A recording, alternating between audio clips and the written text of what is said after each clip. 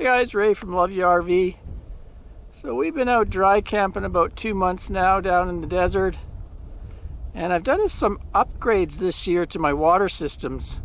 Over the years I've done a lot of upgrades to the power, and I pretty well got that solved. So now I'm kind of switched to water and waste, and I have a few updates to those videos. One where I installed a water pump, also a few updates on the new sewer tote, and also got myself a new water bladder and pump for that. So let's go down to the trailer and I'll give you the updates on my upgrades. Okay, so the first update I have for you is to do with the water pump. Now, a few weeks ago I swapped out my old water pump that was in here. It was actually the second water pump I've had. Within a few years I swapped out the flow jet that was in here for a Shurflo, and used that for, I guess, 5 or 6 or 7 years.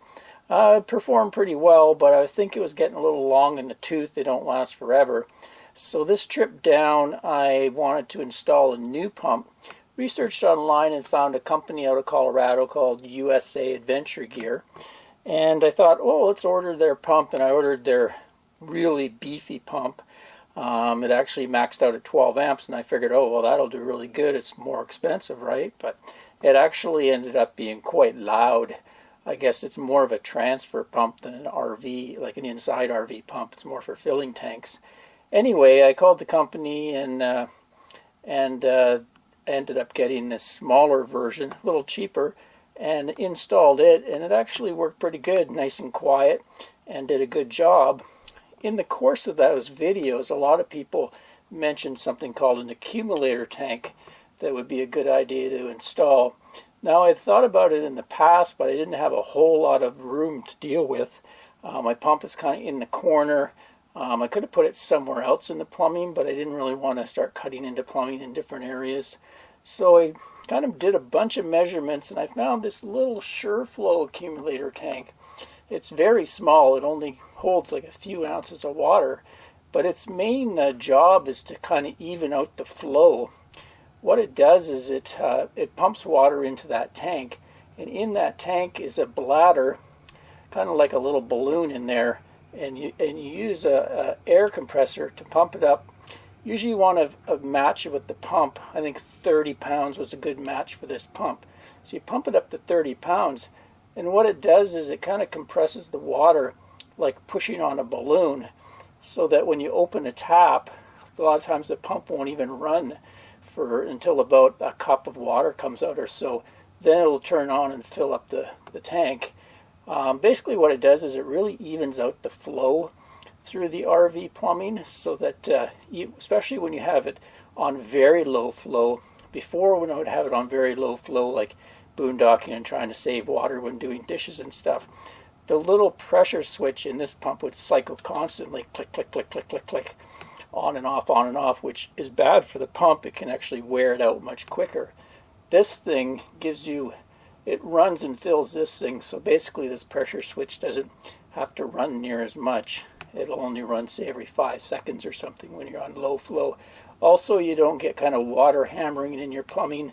You don't get that kind of vibration going on, which is better for your RV plumbing. And when you're having a shower on low flow, it's nice and even. You don't get kind of that pulsation of water. So overall, I've been pretty happy with this little upgrade, and I want to thank all the commenters that recommended getting one. This one was pretty cheap off Amazon. I think it was about 40 bucks or so. So anyway, let's give you a demo of what it sounds like. Well, if you're wondering about this wiring, this was when I installed the high amperage pump that didn't work out. I had ran high amperage power to it, and then of course when I swapped the pump I didn't need it anymore. So I've used this to install a little power bank on my box here. I had a video about that, and also I'll show you what else I've done with it later in this video. Anyway, let's give you a demo of this pump in action. Okay, so I'm going to turn the faucet on. You'll hear the faucet start, and it gives me some water before the pump even has to turn on. Then when I turn the faucet off, it takes a little bit till it refreshes that accumulator tank. But I think it's actually quite nice, quite quiet. I was able to change things around too. I went and got some 90-degree connectors that allowed me to kind of like shorten all the hosing. That was one reason I was able to fit that in my limited area here. So let's put the enclosure back on, and we'll give you a listen with everything soundproofed.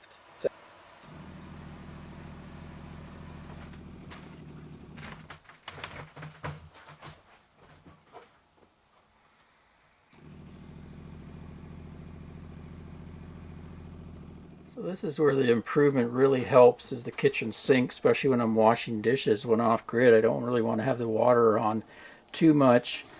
And with this, I can, the accumulator tank, I can get a nice even flow. And the pump just cycles every once in a while, so that's nice. I can really get right down to just a little bit of a flow going. And it doesn't pulse at all either. Keeps it a nice even flow. Here's another faucet I noticed a big difference on. This is that Accumulator water purifier that uses UV light. Well, it has a water restriction in it so that the water spends enough time in the UV light. It does, I think, a liter to a minute, something like that. I noticed with the old pump, it would pulse quite a bit when we were on the pump. Now you can see it's a nice steady flow. You don't get the pulsing like it did before. And also the shower, you can have a really slow, even shower.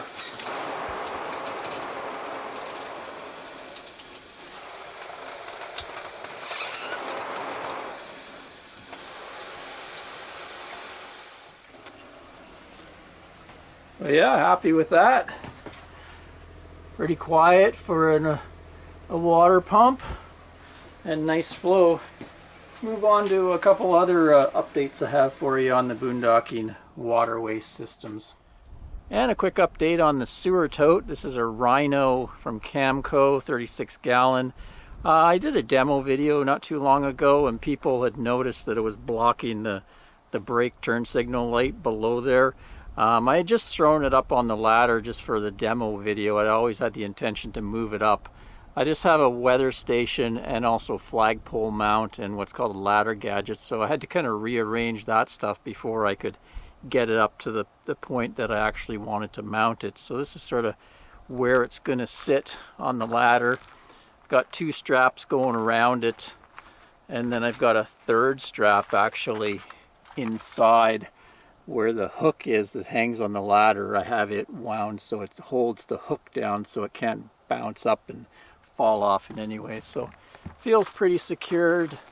There's also added an elbow up here because I didn't like the way the hose, it has an interconnect hose and it's kind of bending over and kinking and stuff like that. So this makes it a lot better. Takes the strain off the hose.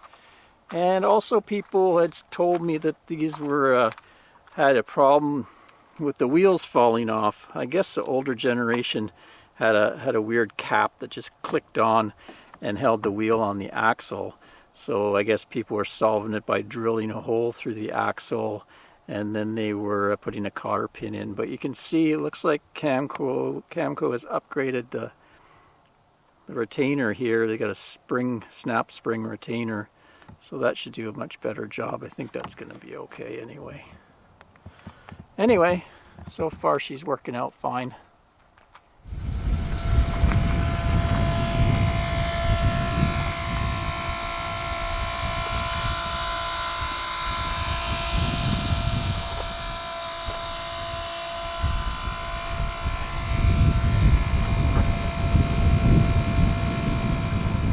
A quick look at the other pump that I've repurposed as my water transfer pump right here. It actually isn't too loud when it's doing that job. You can also see when I had run the extra thick wire for this pump, now I decided to tap into it and I put on a 12-volt access point there so I can just put the pump and plug it into the RV batteries while I'm filling up the tank. And then over here, this is my new 60-gallon bladder. So it can fully fill my 60-gallon freshwater tank. I used to have a 30, and if you saw a recent video, I kind of did a big boo-boo and had the hose sitting in the back of the truck with it attached to it. And it was really windy one day, and as I was going down a ramp onto a highway, it actually blew out of the truck. If you haven't seen that video, I'll link to it. Anyway, it gave me a good excuse to go with the 60-gallon, which fits okay in the back of the truck here, and I can bring all the water I want.